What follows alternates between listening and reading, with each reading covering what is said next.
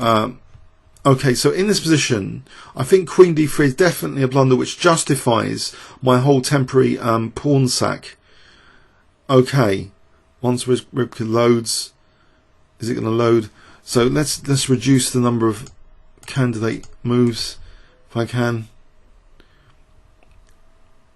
Oh, this is too tedious for this machine. I'll have to rely on stored analysis from earlier.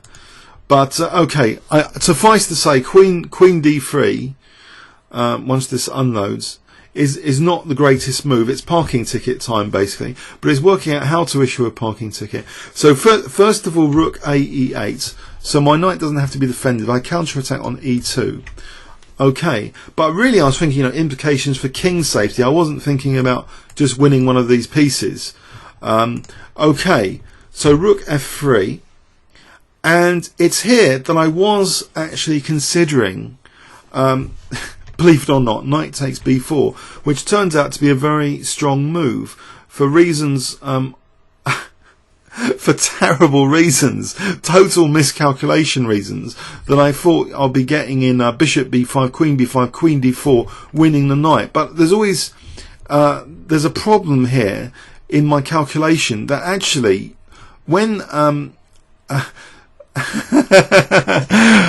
there's a problem because this bishop actually ended up taking the knight on b5, which meant the rook f2 would actually be defending d2. So for a moment, during the game, I thought I was completely lost the way I played it, to play bishop takes b5 here. Now, any engine would tell you in this position, black's better. Yeah, not because of this idea of queen d4, but just the simple fact this e2 bishop, there's a parking ticket to be issued here. But I wonder if I gave you 15 seconds or 20 seconds here, can you spot a tactical combination based on the e2 bishop? So 15 seconds starting from now.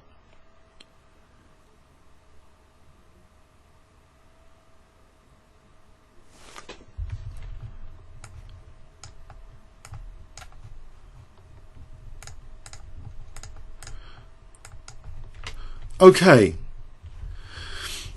the tactical combination is like this. You take first on b4, so you're trying to get the queen away from the protection of the bishop. That's the parking ticket idea. Forget about the king. Just want to issue a parking ticket, nothing else. Nothing majorly significant. Knight takes b4. Now, here, okay, so say queen b1, you just take on e2. Clear cut, and you're better because the knight's actually protected by the pawn. That's fine. So now queen c4. Now if you spotted this next move, very good, because it's nothing to do now with bishop takes b5 and queen d4. It's to do with d5. d5. The knight's actually protecting to allow d5. I suppose this does require a good visualization capability. But also, maybe a bit of psychology that you're content to just try and win one of these pieces. Because now, where is the queen going without dropping the bishop? So, let's say queen d4, because the knight's protecting, to support queen d4. Just rook takes e2, and black's clearly better. The opening's done its job. I mean, all the black pieces are very good. Black's material up. This is just clearly better. And, so of course I didn't see this continuation. I was looking at other stuff, but this is clearly a nice idea, just based on winning a piece, winning the e2 bishop in particular. So I played bishop takes b5 and completely miscalculate this, because I completely missed my opponent's just next move. I thought he doesn't have to take with the queen. He takes on f5 and it's check. The weakness of the last move is revealed. I've just left f5 and pre with check, and I was horrified. I thought, I've just blown it. I've just blown the whole position here. Especially so because now, I thought initially, oh, queen d4 is still on. Queen d4 is not still on. He just takes on b5, and after queen d4, because that bishop was in the way of protection of d2, it's not anymore. Rook f2. I've totally blown it, I thought. What have I done? I'm material down. He's still got his queenside attack. He's actually threatening bishop d3 to make me on h7. Blimey. What a mess I've made of this position. Where, you know, there were tactical liabilities lurking around, you know, subconsciously I thought, you know, it must be a good position. You know, there's forcing moves like knight db4. So that is the time to think, you know, parking ticket mode, maybe. I don't know if that's a fair generalisation, conclusion to be made from this game. But if I had efficiently just won a piece, it would have won the game. There was no need to always like try and checkmate the opponent king in a brilliant manner, you know, when you can just try and win a piece. But anyway, here, I try and salvage the situation with this next move, rook e3. And this does introduce, you know, threats of rook takes g3, which help save the situation in some lines. Especially, for example, c takes d6, sacking a rook for queen takes f2. This according to a Ribka line, will lead to a draw by perpetual. Okay, so the rook g3 possibilities are tearing open the king. Fine. Okay.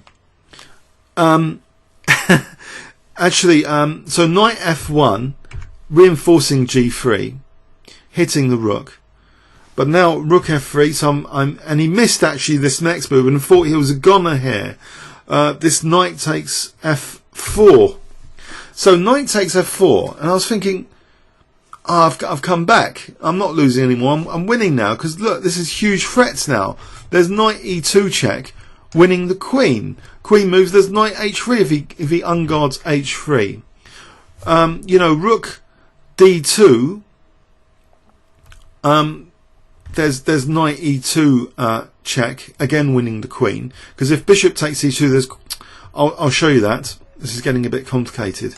Knight e2 check. There's no rook e2 here because of queen because of rook takes f5. So, and there's no bishop takes e2 because of queen takes f2 and then winning the queen or whatever.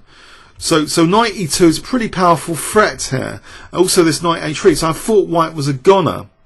But believe it or not, and Ribka saw this move obviously in like a microsecond, which Philip spent like 20 minutes. But I'm going to give you 10 seconds to find it. So white to play and draw here. Okay, 10 seconds. Or stop the video, to be fair. If you want to simulate tournament conditions, just stop the video. How does white draw this with this seemingly menacing, you know, threat, you know, discovering an attack against the white queen? So white to play and draw. Now if you find this very, very good, you know, well done. So 10 seconds starting from now, I'll stop the video.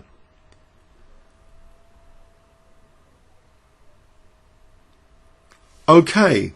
Of all the reasons to not lose this game, at the time of the game I thought I shouldn't win this game because of this terrible knight on a6. But really, I think the real reason here, in this line demonstrated, is losing that poor king's Indian bishop, which guarded all those dark squares. So Philip finds king h1, just sacking an entire rook to force a perpetual check. So rook takes f2, rook takes f2, queen takes f2. He's got a perpetual check now. Check. He offers a draw. I test him one last time. I say, you know, I said I think about it, but I play a move now, hoping that he blunders horribly by playing queen f5 check here. See, if queen f5, I might walk out of the checks with king g7. This will start to get a bit tricky. Say check, king f6. I'm walking out of the checks, so I'm going to be winning. But no, he finds off as he's a 195 ECF. He finds queen f7. He's got forced perpetual check. And if I'm not careful, I'm going to lose this, because if I try and walk out of this with king g8, then there's bishop c4 check. And if d5 here, there's bishop takes d5, because if knight takes, there's queen takes f2. So this might start actually to be kind of unpleasant, like mating, you know, check. Now if rook g8, there's queen h6 mate, and if here, then there's bishop e4, and it's starting to be fairly unpleasant, to say the least. So knight move, he just takes the queen. If here, I think this is a forced win. not probably bishop, or just a perpetual. If he hasn't got time for bishop g6, because he can just take the perpetual here. Okay, at the very least. So basically, yes. It's funny that, isn't it, this game? It looked as though, if earlier, you know, it was parking ticket time, but I didn't realise, I didn't have that psychology. The whole, you know, the whole aim of the opening is to go for the king, not to try and win the bishop on e2, I thought, but actually winning the bishop on e2 is a way of winning this position in a clear-cut fashion. So after this rook f3, you know, what is the queen doing? It's supporting, you know, e2 on against that rook. How to decoy the queen away from the protection of e2? Well, temporary, you know, knight take the pawns. You know, knight takes pawn here, and then try and distract them with. So you get queen c4. There's d5. So everything's holding here, and rook e2's on the next move, and again there'll be queen d4s later, so it'll be a crushing position. But no, I blunder terribly actually. I didn't even see bishop takes b5, to be honest. Sorry, queen takes f5. So he discovered an attack on my bishop from his bishop, so he got rid of his tactical liabilities completely, and also the bishop on b5 is obviously stopping any rook e2. So after this check, there's no rook e2 even. This bishop's still doing a fine job on the board. It's also attacking the rook on e8. It's also threatening bishop d3 to make me. So it was all a bit, you know, of a turnaround, and then the nice rook sack allows white to draw comfortably with a perpetual check. Okay, let's have a look at this game in overview and summary. So King's Indian Protosian variation, played non-theoretically after a certain while, because I played for an immediate f5. So I don't know if any Kings Indian gurus agree. Bishop d7 is the most theoretical move according to chessgames.com. I think the better modern plan than what I played is h5, bishop h6, f5 with the idea of taking with f5 to play g5 and queen g6 later. The idea basically to get this bishop into a higher priority diagonal, this diagonal. Then, you know, if the pawn chain locks with f4, you haven't got your bishop behind your pawn chain, you've got it outside your pawn chain. And then like g5, h5, there's a video I favorited, if you want to have a look at my favorited videos in that, where black had a nice crushing attack with the bishop outside of the pawn chain here. In that game, white mysteriously though took on f6 as though, you know, that was an idea, but it's interesting.